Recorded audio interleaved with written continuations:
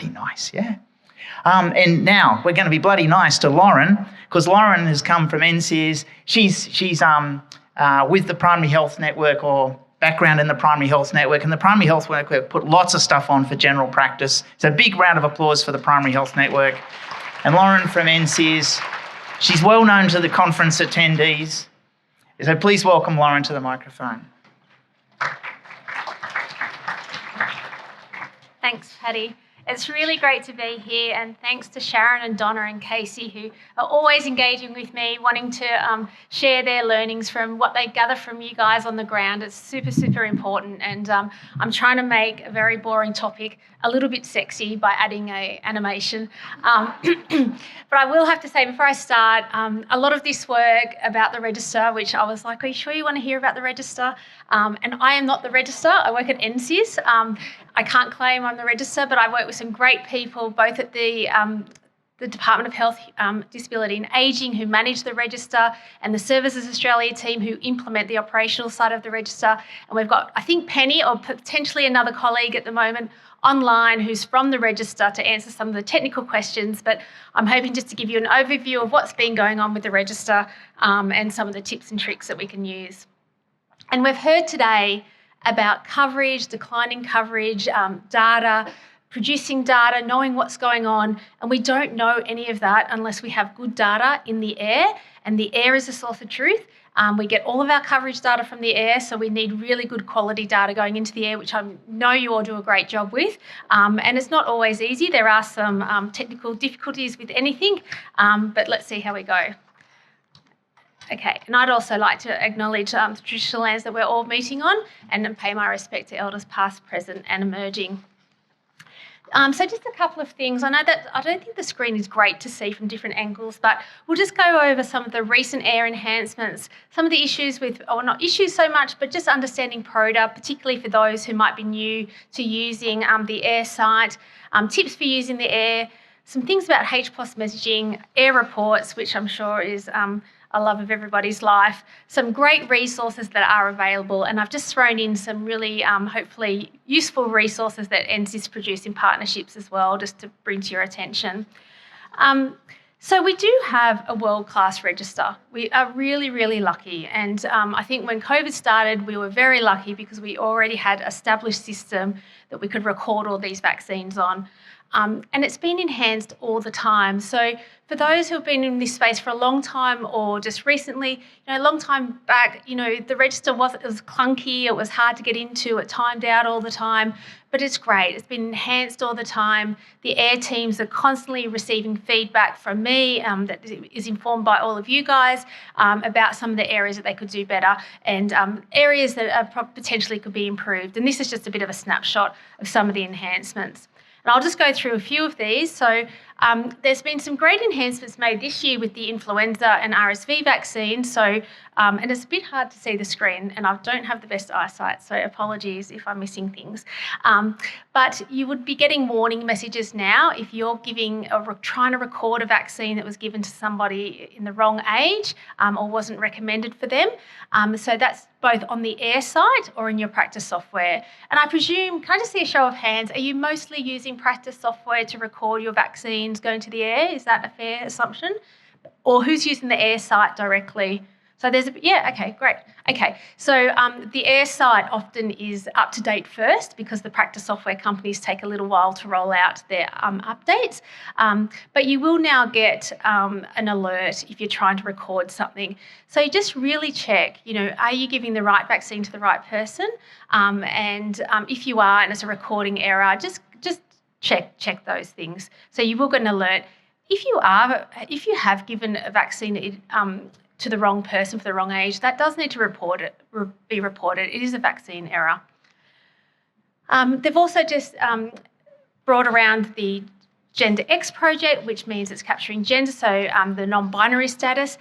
You can do that through Notify the AIR through your software and the AIR site. But if somebody wants to record a different sex on Medicare, they need to report themselves to Medicare. That does not update Medicare. So whatever you report on AIR goes to AIR. It doesn't feed up to Medicare. So that person needs to do that. And software vendors have made that change in many instances as well. The generic COVID-19 vaccine is now available to be recorded. So this is for vaccines that were given overseas. We don't know the brand name, so you can record it as a generic. It is mandatory. The batch number is mandatory, but it's not required if it's for doses administered overseas, and you can't use the medical contraindication. So obviously, if you know the vaccine, do record the vaccine. But if you don't know which vaccine they were given overseas, you can use that function now, and that helps with just understanding somebody's history. So again, data, and I hate to sort of harp on about data, but it's so important, and we know that the antenatal data set isn't great, but we're trying to improve that through the antenatal status flag that's on the air now. So you do get that option of indicating whether someone is pregnant at the time of vaccine. So on the air site, obviously that's a tick box now. It's been removed from the vaccine type field. In clinical software, I understand if you're using the latest versions, it is there, but you need to be updated, and that is now going to be a compulsory field by the end of this year. And I've just got an alert there. So for those using Best Practice and Medical Director, I've just popped up there that they are sending all of these updates to you. So please don't hold back. Please get them updated and update your software systems. So pneumococcal, which could be a conference on its own.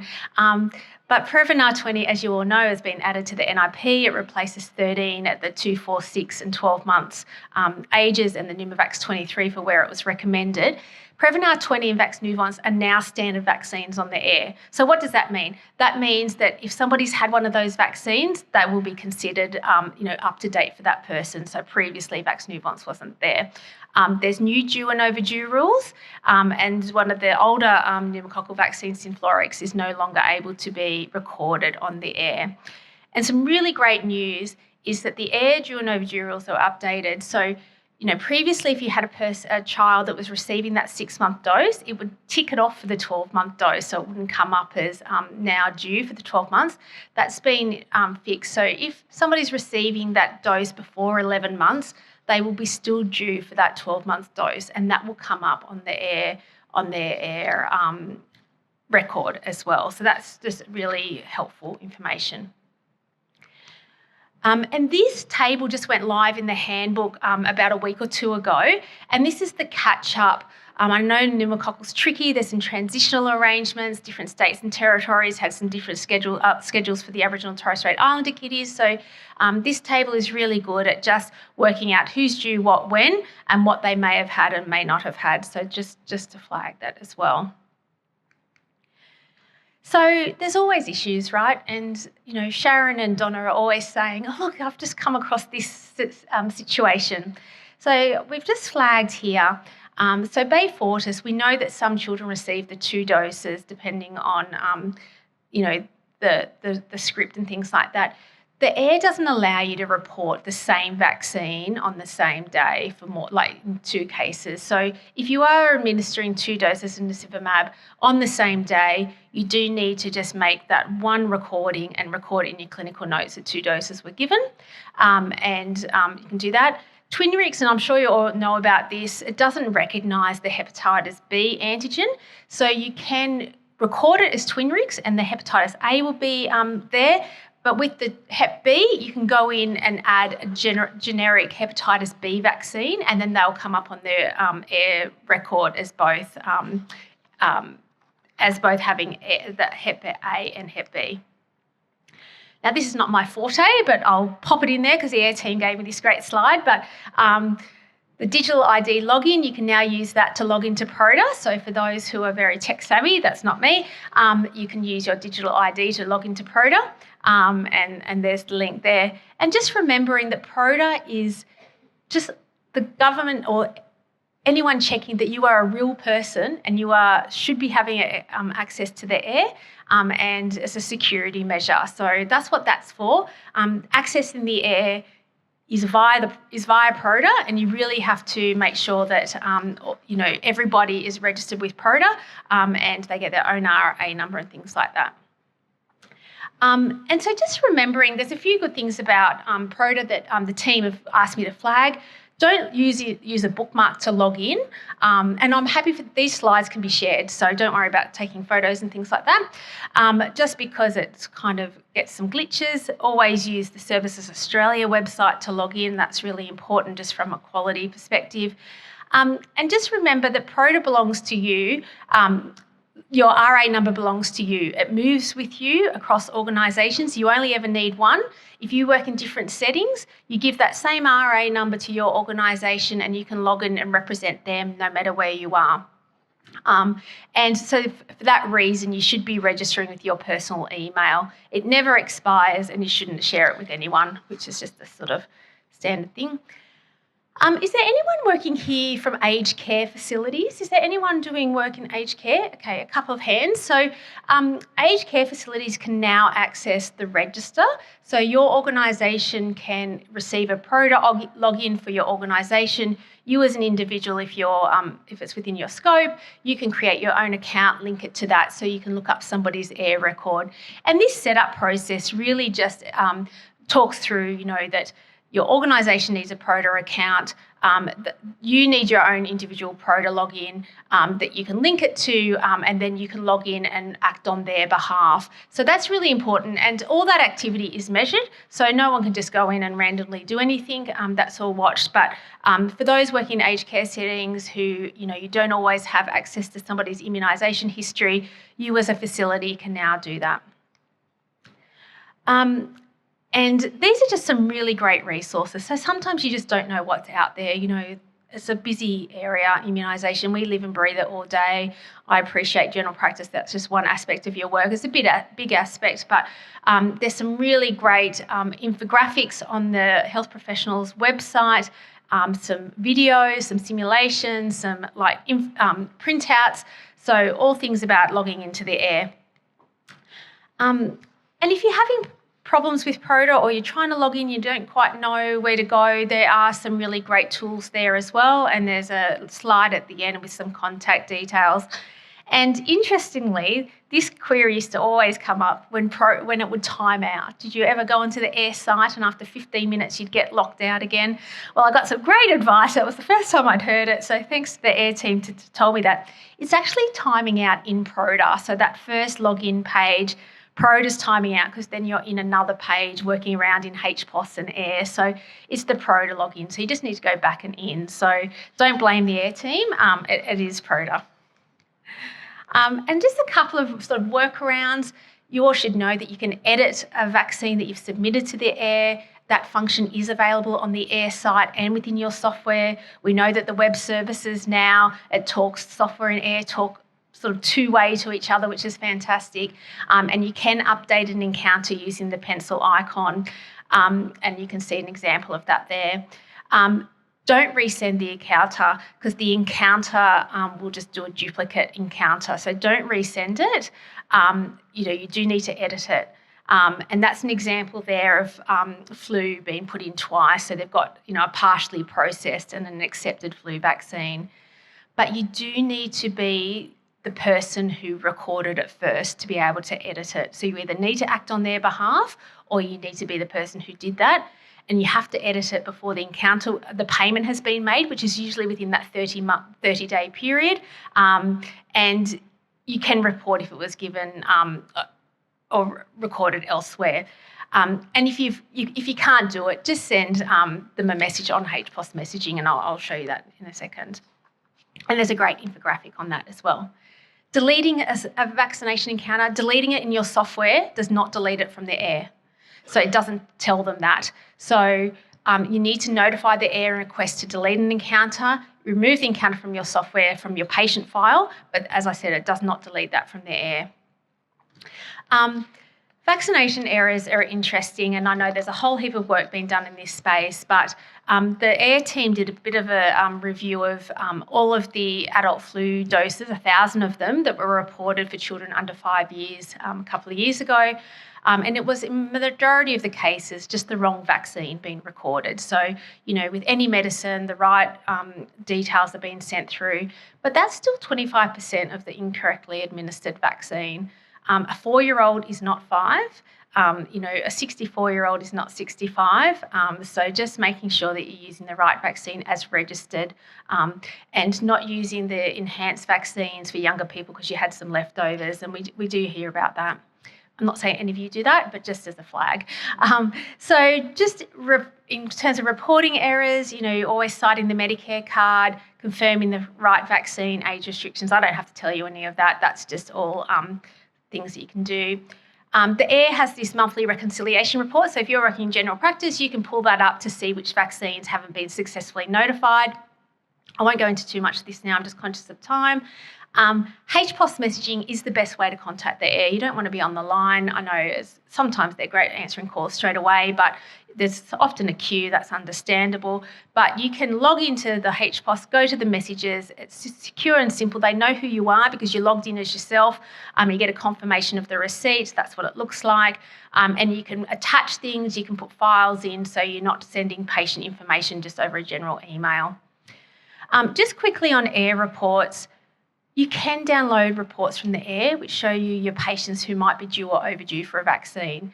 They are a little complicated, but the AIR team are working really hard on making some changes to that, but also creating some amazing education resources about how to do that. And your PHN is able to support you doing that. And I know the PHU use these reports a lot.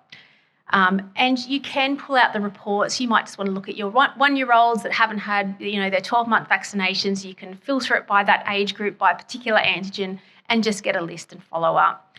And the good thing about using the AIR reports, and it's the 10A report that you're looking at. So you can go on to your AIR site and pull that out.